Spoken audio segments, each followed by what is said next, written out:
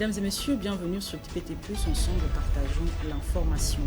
À la une de ce journal, lancement ce mardi 9 juin 2026 des épreuves orales du certificat des études primaires élémentaires à CEP en sigle sur toute l'étendue du territoire national.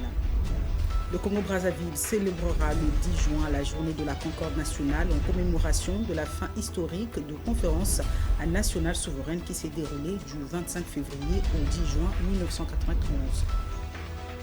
Pénurie de carburant depuis quelques jours, ce qui impacte fortement la vie des Ponténégrins.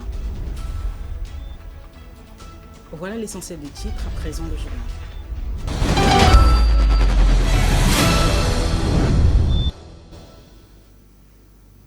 Merci de choisir TPT+, pour vous informer. Ouvrons ce journal. Après 9 mois de cours, l'heure des évaluations a sonné. Ce mardi 9 juin 2026 a eu lieu le lancement des épreuves orales du certificat d'études primaires élémentaires CEP en sigle sur toute l'étendue du territoire national dans un climat serein et de quiétude. Un reportage de Rudy Gloire Maswangui et NG La Merveille. Lecture, bulle. Tous les élèves de la classe ont eu un quart d'heure pour préparer un problème de mathématiques. L'enseignant, appelé monsieur par toute la classe, envoie Solène au tableau. Poésie, sois prudent. Fais de tes membres des instruments du devoir et pas une source de peine. Agis toujours en sage, car une pierre lancée peut crever l'œil du voisin. Une main levée peut entraîner une blessure. Un corps conjoint peut causer une fracture. Et un rien qui tombe sur le corps humain peut l'affaiblir, car l'étincelle enjoint l'incendie. Enoch Mabassi. Ça y est, le lancement des épreuves orales du certificat d'études primaires élémentaires à CEP en sigle a eu lieu ce mardi 9 juin 2026 sur toute l'étendue du territoire national. Les épreuves orales permettent de préparer les candidats avant d'affronter les épreuves écrites. Au centre Mvovo Sud, ils sont au total de 170 candidats qui prennent part aux épreuves orales, puisque l'oral permet d'évaluer la capacité de l'enfant à s'exprimer, à lire couramment et à raisonner rapidement. Même son de cloche du côté de l'école Antoine Bantou, où 197 candidats repartis en 4 salles prennent part à l'école dans un climat digne d'un examen d'État et serein, puisque leur savoir-faire ont démontré leur motivation à cet examen. Car la vie est en perpétuel de devenir l'homme à qui tu fais du mal. Le jour d'aujourd'hui pourra se retrouver sur ton chemin. Le jour d'après, quand ton pasteur, Ernest Alina. Je suis venue passer l'oral pour l'examen. Ça se passe très bien. J'ai connu comment je vais bien parler. Je sais que je vais réussir mon examen. C'est pour cela que je sais que je peux bien travailler. Oui, ça se passe bien. Le professeur est gentil. Tout le monde est bien. J'ai retenu ce que j'ai lu. Et je vais souhaiter bonne chance à mes collègues qui vont faire aussi la lecture. Ils doivent bien étudier, lire leur cahier et faire la fierté de leurs parents. Pour les chefs du centre, rien à signaler. Le climat est bon puisque les candidats ont répondu présent. Les épreuves orales dans ce centre se déroulent très bien parce qu'on a ouvert le centre avant 7 h. Vers 8 h, les enfants ont commencé à venir. Et c'est aux environs de 8h30 qu'il y a eu l'afflux. Donc dès 8 h, on a commencé à mettre ceux qui sont arrivés dans la salle pour vérifier l'identité. Et à 8h30, il y a eu l'afflux, le travail s'est poursuivi. Et on a lancé les épreuves orales à partir de 9 h. Et au moment où vous êtes là, je pense que vous voyez comment ça se passe, ça se poursuit. Il n'y a pas de doute, ça se passe très bien et les enfants aussi se comportent très bien avec leur maîtresse. Il y a un climat vraiment qui est très favorable ici au niveau de Antoine Bantou. Rappelons que l'oral, c'est le moment de vérifier si l'enfant sait parler, s'exprimer. Ces épreuves orales prendront fin le jeudi prochain pour permettre aux retardataires et les absents de se rattraper. Les épreuves écrites sont prévues pour ce vendredi 12 juin 2026. Et pour ces milliers d'élèves, le CEP marque la fin du cycle primaire et l'accès au collège. Tout à fait autre chose à présent. Le 10 juin de chaque année est célébrée au Congo-Brazzaville la journée de la Concorde nationale. Elle a été instituée pour commémorer la fin historique de la conférence nationale souveraine qui s'est déroulée du 25 février au 10 juin 1991. Et le Souabé nous replonge dans ces moments glorieux de l'histoire de notre pays, le Congo. Suivons. Au Congo-Brazzaville, la journée du 10 juin est célébrée chaque année sous le nom de la journée de la Concorde nationale. Cette journée a été instituée pour commémorer la fin de la conférence nationale souveraine dont les travaux ont eu lieu du 25 février au 10 juin 1991 à Brazzaville. Lors de ce grand rendez-vous, le pays, à travers ses 1200 délégués, avait débattu du fond en comble tous les dossiers, même les plus sensibles, qui menaient la République à cette époque du monopartisme pour enfin sceller un élan de réconciliation nationale afin de tourner la page du parti unique et reconstruire le Congo dans la paix.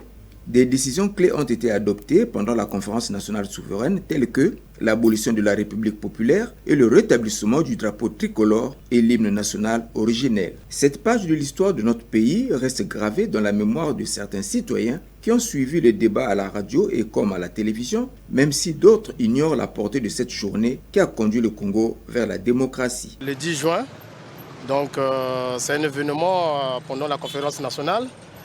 Donc c'est fait pour le lavement des mains. Donc le lavement des mains pour moi c'est oublier tout le mal qu'on a fait les uns aux autres et marcher dans la paix. C'était le lavement des mains pour la conférence nationale quand on avait fini. Et c'est cette date-là qu'on avait prise pour faire de cela un férié. Le 10 juin. Aucune idée vraiment. Aucune idée. La date du 10 juin a été officialisée par le Conseil supérieur de la République, dirigé par feu Monseigneur Ernest Kombo, évêque de Wando, qui avait dirigé des mains de maître ces assises qui prenaient parfois des allures d'un tribunal. Mais il a fallu la maîtrise et la dextérité des dirigeants d'alors pour éviter le chaos. J'assume et le lavement des mains en signe de pardon sont restés des symboles indélébiles transmis de génération en génération et qui font la fierté et la grandeur du peuple congolais. Retenons pour l'essentiel que cette journée a pour objectif de perpétuer les valeurs d'unité, de concorde, de paix et de cohésion sociale entre tous les Congolais. Et cette année 2026, nous célébrons le 35e anniversaire de cette journée.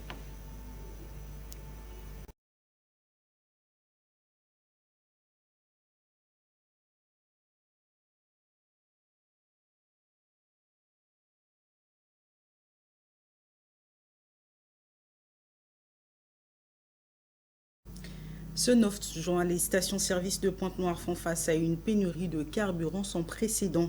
File d'attente interminable, hausse du prix de marché noir, transport en commun perturbé. C'est la vie des Pontenegrins qui se trouve impactée. Les détails dans ce reportage de Rudy Gloire Maswangi et Francky Gonda, rendu par Brady Mardel. Depuis quelques jours, la ville de Pointe-Noire est confrontée à une nouvelle crise de carburant, la première à laquelle a fait face le premier gouvernement du nouveau quinquennat qui vient de débuter. Les automobilistes et les motocyclistes ont pris d'assaut les stations-service qui disposent encore du carburant et font la queue pour avoir quelques litres du précieux liquide. Le constat se fait dans la plupart des stations de la ville océane. Par contre, les autres se retrouvent avec les bidons en main le long de la chaussée. Certains usagers ont préféré garer leur voiture alors que d'autres suivent impatiemment le rang dans leur véhicule. Ils sont nombreux à parcourir des kilomètres à la recherche d'une station-service pour s'approvisionner. Cette situation a pour conséquence immédiate l'augmentation anarchique du prix de transport et le phénomène des morcellements des itinéraires. Malheureusement, ce sont les populations qui en paient les frais. Ça nous déstabilise déjà parce que ça nous empêche de rentrer à temps chez nous. Les bus sont maintenant difficiles et ils augmentent aussi les tarifs en raison du carburant. Qu'ils puissent voir ce qu'il faut faire rentrer le carburant à temps pour ne pas déstabiliser aussi les chauffeurs. Cette fois-ci, selon moi, je ne sais pas. Je me pose la question, qu'est-ce qui fait le carburant plus que tu n'as pas le carburant? Parce que moi, j'ai constaté depuis avant-hier, je ne travaille pas. Quand je sors, je cherche seulement le carburant. Maintenant, là, je suis en réserve. Je ne comprends pas qu'est-ce qui se passe. Qu'est-ce que je vous dis? Je ne peux pas dire aussi, là que je vois. Je ne sais pas comment je vais... Vraiment, c'est pas facile. On constate que les 100 maintenant, ça devient 200. Les taxis augmentent les coûts à 1500 de 1000 francs à cause de cette pénurie de carburant. Vraiment, nous la population, on souffre. Si vraiment l'État peut essayer de voir pour arranger les choses, c'est vrai, ce n'est pas les choses qui arrivent souvent, mais on sent qu'il y a des efforts qui sont en train d'être entreprises pour que les choses puissent aller de l'avant. Chez nous, tous les moments, j'étais à Brazza, c'est la même chose. Et vraiment, ça devient maintenant un casse-tête pour nous, la population. Que les autorités compétentes puissent régler cette histoire parce que ça nous prend vraiment la tête. Ça fait qu'une petite course que tu peux faire en 1 heure, tu es obligé d'attendre pour avoir le taxi pour faire tes courses, donc vraiment c'est pas facile. Par contre, la crainte d'un marché noir spéculatif gagne du terrain avec des signes déjà visibles de revente à des prix majorés. Les usagers sont fatigués de vivre cette situation. Le problème est sauce, c'est compliqué. Mais quand on a vu sauce, on a sauce compliqué. Mais on a vu bidon, on a chargé bidon. Oui, personne parfois 2000 euros pour charger le bidon. On a ça, on personne bon, si on bon, on a une sauce qui est bidon. Imagine sauce compliqué, on a sauce. Jusque-là, les autorités restent silencieuses. Aucune déclaration n'a été produite pour éclairer la lanterne des populations. Si cette pénurie perdure, ce ne sont pas seulement les voitures qui s'arrêteront, mais aussi la confiance dans la capacité de l'État à assurer les services de base. Comme le dit si bien un adage populaire, gouverner, c'est prévoir.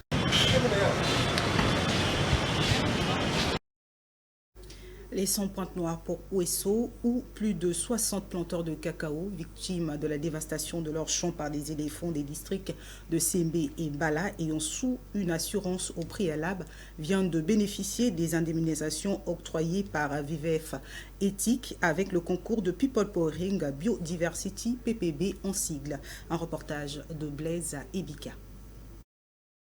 Planteurs de cacao victimes de la dévastation de leurs champs par les éléphants des districts de Sembé et Mbala ayant souscrit une assurance viennent de bénéficier chacun d'une indemnisation octroyée par VVF Éthique sous la conduite de son responsable de gestion de conflits homme-faune, Béni André Mokoki, avec l'appui de People Powering Biodiversity, PPB en sigle. Béni André Mokoki a dégagé les avantages de cette opération d'indemnisation des victimes des dégâts causés par les pachydermes sur les cultures des producteurs de cacao dans ces deux districts. Pour la communauté qui va bénéficier de cette facilitation, il s'agit des districts de Sembé et Mbala. Pour la journée d'aujourd'hui, nous avons aussi le district de Soinki qui va suivre aujourd'hui. Pour bénéficier de l'indemnisation, nous avons élaboré avec la plateforme de gouvernance des ressources naturelles de Sotoja un système d'assurance communautaire des champs.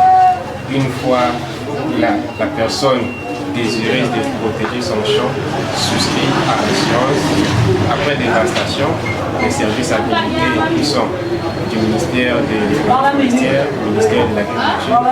et nous on vient en appui pour les accompagner dans la constatation des dégâts. Après la constatation des dégâts, il y a les PV qui sont élaborés et après les PV, il y a la procédure des paiements dans le cadre du mécanisme d'assurance. Mais ceux qui n'ont pas souscrit à l'assurance vont attendre à ce que l'État puisse diligenter les dossiers afin qu'ils soient indemnisés. Nous avons aussi la prévention qui peut consister par la sensibilisation. La conservation marche et nous pouvons dire avec satisfaction avec l'appui du projet PPB. L'assistant communautaire du conflit homme-éléphant dans la zone de Mesok, Dja et autres bénéficiaires des indemnisations victimes des dites dévastations sont soulagés pour cette assistance de VVF Éthique. Nous sommes ici à Chardon-Faret pour le paiement des victimes de dévastation des cultures dans la zone de Mesok. Il y a aujourd'hui un rassemblage de deux districts. Il s'agit du district de Mbala et du district de Sembé. Pour nous d'abord, ces indemnisations-là, c'est un soulagement, un grand soulagement parce que les dévastations sont vraiment costauds, sont vraiment graves dans notre paysage de Mesok. Et ces paiements-là nous soulagent parce qu'en ce moment-là, les victimes peuvent continuer à travailler avec nous. Et de surcroît, ces paiements-là, c'est juste aussi un moyen d'atténuation pour les victimes. Et à cela s'ajoutera des moyens de mitigation pour essayer de trouver d'approche des solutions afin d'arrêter. Les communautés locales, les districts de Sembe et de Ngbala, dont certains ne sont pas à leur première assistance, ont pris le ferme engagement de communiquer avec d'autres planteurs de cacao encore réticents à la souscription à cette assurance, de s'y intéresser pour percevoir eux aussi cette indemnisation compensatoire aux dégâts causés par les éléphants dans leurs champs. Rien à voir avec ce qui précède. De nos jours, de plus en plus de femmes font recours à des pilules destinées à réduire rapidement les formes ou développer certaines parties du corps. Souvent pris sans avis médical, ces produits séduisent par leur promesse de résultats rapides. Mais derrière cette quête de belles silhouettes idéales se cachent parfois de graves conséquences pour la santé. Elmish Mwembe pour ce reportage. Depuis la venue des téléréalités, plusieurs femmes veulent ressembler aux influenceuses en imitant leur silhouette ou forme parfaite. Au Congo, plusieurs femmes congolaises utilisent aujourd'hui les pilules ou injections censées faire grossir ou donner plus de forme à leur postérieur, comme des actrices de cinéma ou des influenceuses. Souvent vendus sur Internet, les réseaux sociaux ou dans les marchés, ces produits promettent des résultats rapides. Pourtant, leur consommation présente des risques importants pour la santé. Moi, je trouve qu'elles sont stupides parce que c'est la nature qui leur a donné ce qu'elles ont. Par exemple, moi, j'accepte ma taille comme elle est, je n'ai pas envie de grossir, prendre des médicaments ou quoi que ce soit. Le conseil que je pourrais les donner, c'est de ne pas utiliser les pilules. Si elles veulent grossir, elles n'ont qu'à prendre des aliments naturels comme bouillis, fruits, tout ce qui va en rapport avec la graisse. Au moins qu'elles arrêtent les pilules parce que c'est pas bon pour le corps, il y a des retombées après. Parmi les conséquences liées à leur utilisation, on retrouve une prise de poids excessive, des troubles hormonaux, une augmentation de la tension artérielle, des problèmes cardiovasculaires et parfois le cancer. Certaines pilules peuvent également provoquer des irrégularités menstruelles, de la fatigue, des maux de tête ou encore des réactions allergiques. Les gens viennent par exemple chercher par exemple les pilules, on les envoie à la ACBF. Parce que là-bas, il y a un service habilité qui peuvent au moins donner conseil. Et puis, parce qu'il y a des avantages et puis il y a des inconvénients. On ne peut pas prendre de la charge. Pour préserver sa santé, il est recommandé d'éviter l'automédication et de consulter un professionnel de santé avant de consommer tout produit destiné à modifier le poids ou la silhouette. Avoir des formes ne doit jamais se faire au détriment de la santé, car il y a des aliments naturels et quelques exercices qui permettent de perdre du poids sans inconvénient. Le 8 juin de chaque année, célébrer la journée mondiale de l'océan. Elle a pour but de rappeler le rôle majeur que jouent les océans dans la vie de tous les jours. Ils sont les poumons de notre planète, une source essentielle de nourriture et de médicaments et un élément crucial de la biodiversité. Un reportage de Brady Marden et PJ Ngoma. Instituée en 1992 lors du sommet de la Terre à Rio, la Journée mondiale de l'océan a pour but de sensibiliser le public à la préservation des milieux marins et d'informer sur les enjeux liés à la gestion des ressources océaniques. L'océan n'est pas seulement une simple étendue d'eau, il couvre 70% de la planète. On peut donc se permettre de dire que c'est le cœur battant de notre planète. Les océans soutiennent la vie au Congo actuellement. Et donc, nous avons le plein droit de faire de telle sorte que nous gérons durablement notre mer, que nous gérons durablement nos océans. Les océans régulent le climat mondial. Vous savez que les océans, au niveau mondial, absorbent près de 90% de la chaleur extrême. Que les océans que nous avons, ça consomme presque le quart du carbone que nous avons au niveau mondial. Donc, les CO2 est séquestré au niveau des océans. L'océan produit le climat mondial en tant que premier producteur d'oxygène sur Terre. L'être humain a donc besoin de l'océan pour survivre. Les océans sont vraiment des puits de carbone.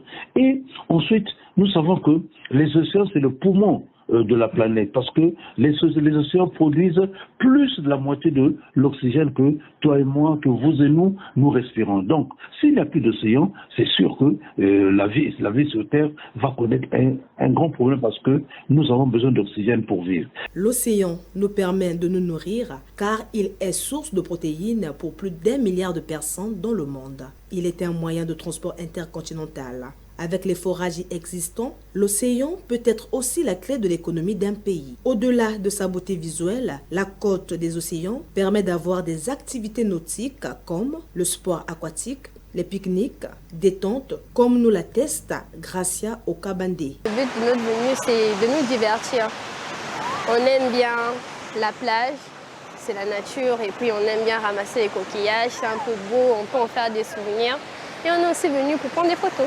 Concernant cette journée, la République du Congo n'est pas restée en marge de cette célébration, car le gouvernement reste engagé à renforcer la protection des écosystèmes sous l'égide du président de la Commission climat du bassin du Congo, Denis Sassou Nguesso. Nous devons donc créer un nouvel équilibre ancré dans une véritable compréhension de l'océan et de la façon dont l'humanité est liée, car la pollution des océans peut avoir des conséquences sur la population sous-marine et humaine. Cessons d'être des simples bénéficiaires de ces ressources, devenons aussi de véritables gardiens de son avenir.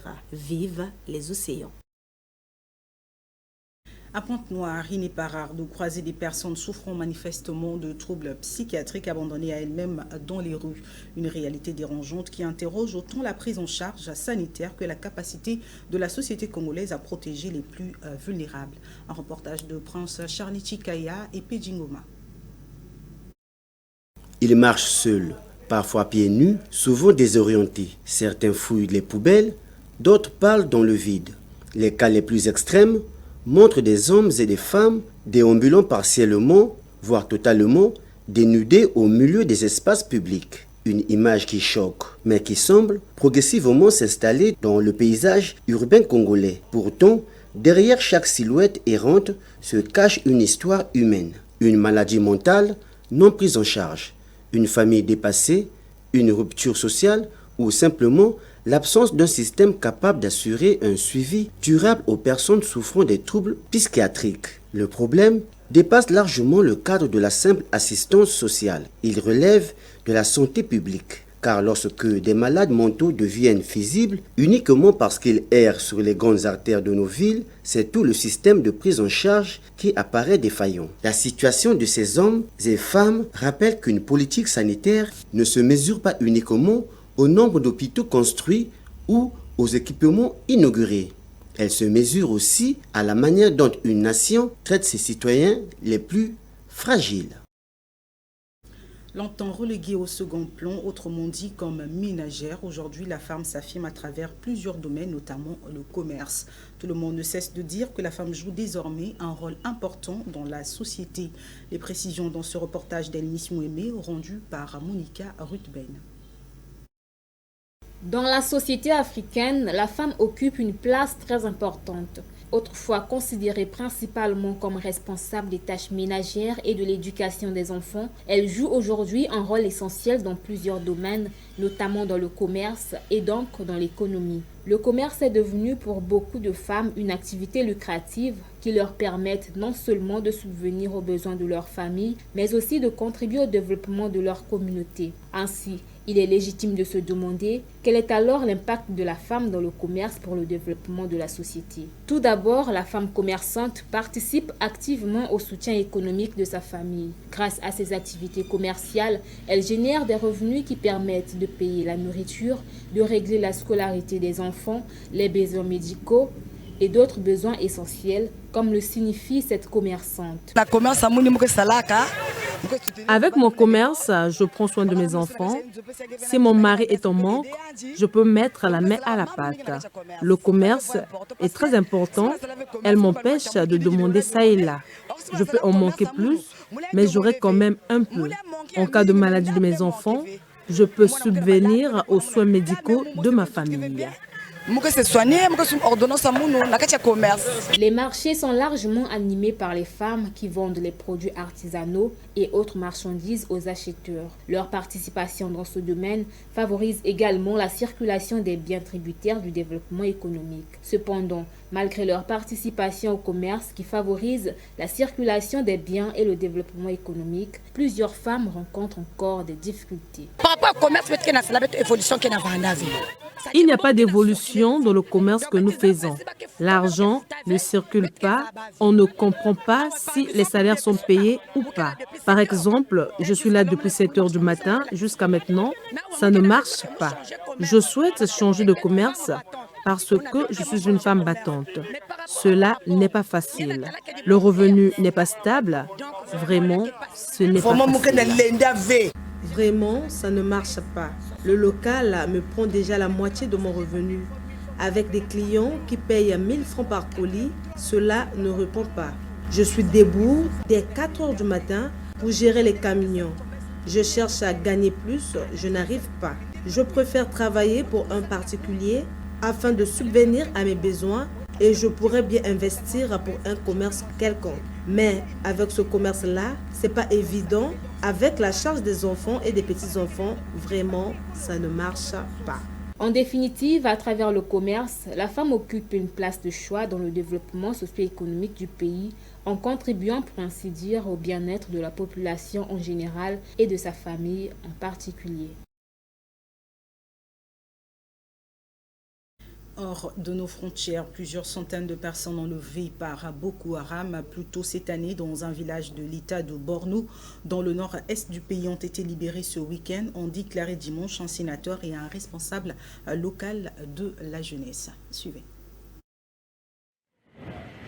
Des centaines de femmes et d'enfants ont été accueillis par le gouverneur de l'État de Borno au Nigeria, après avoir été libérés de leur captivité par Boko Haram. Ils sont plus de 400 personnes qui retrouvent leur famille. Elles avaient été enlevées dans un village plus tôt cette année. L'administrateur de la localité a tenté de rassurer les populations. Je vais appeler les populations de l'État de Borno à rester calmes et à respecter la loi. Le gouvernement fédéral fait tout son possible pour rétablir la normalité dans cette région. Les enlèvements sont souvent motivés par des demandes de rançon que les autorités nient avoir versées. Boko Haram en a fait une stratégie clé dans leur insurrection contre l'État du Nigeria qui dure depuis 17 ans. Nous remercions Allah le Tout-Puissant pour ce sauvetage. Nous sommes très reconnaissantes et nous faisons la fête. L'insurrection djihadiste au Nigeria, qui a donné naissance à de multiples groupes armés, a fait des dizaines de milliers de morts et déplacé des millions de personnes. Karim Khan a été suspendu avec effet immédiat par les 21 membres du bureau de l'Assemblée des États partis de la Cour pénale internationale. Les précisions dans ce reportage. Karim Khan a été suspendu avec effet immédiat par les 21 membres du bureau de l'Assemblée de la Cour pénale internationale. Le procureur de la CPI, déjà en retrait de ses fonctions depuis 1 an pour assurer sa défense, fait l'objet d'une enquête à la suite d'accusations d'agression sexuelle portées par une membre de son équipe. Il conteste fermement ces allégations. Le bureau de la CPI précise que cette suspension ne préjuge en rien de l'issue de la procédure qui devrait être tranchée dans les plus brefs délais par les 125 États membres de la Cour.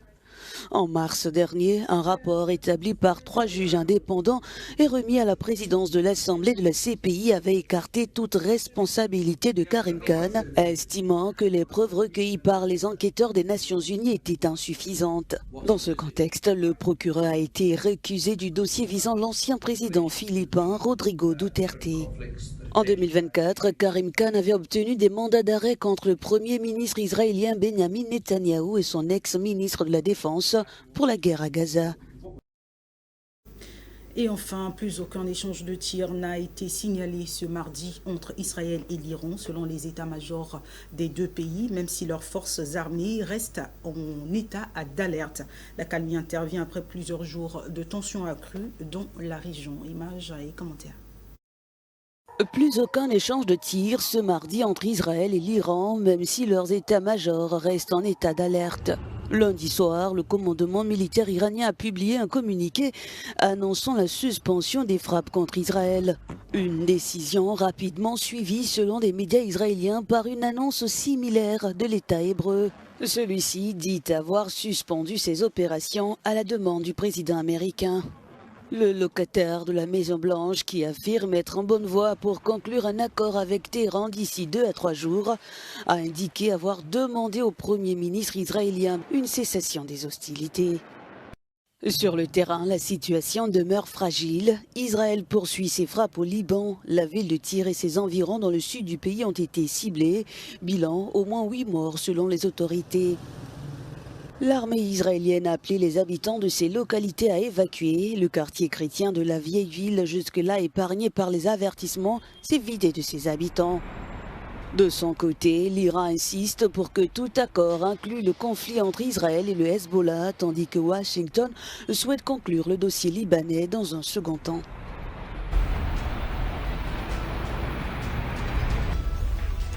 La résilience et la capacité à surmonter les traumatismes et à rebondir face à l'adversité.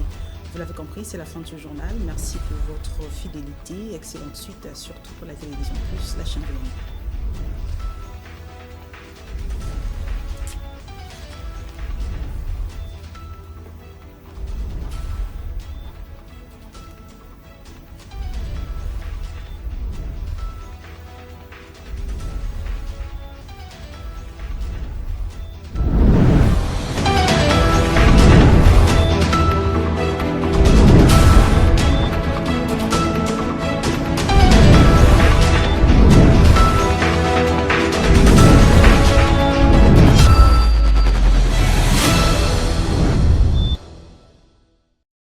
Thank you.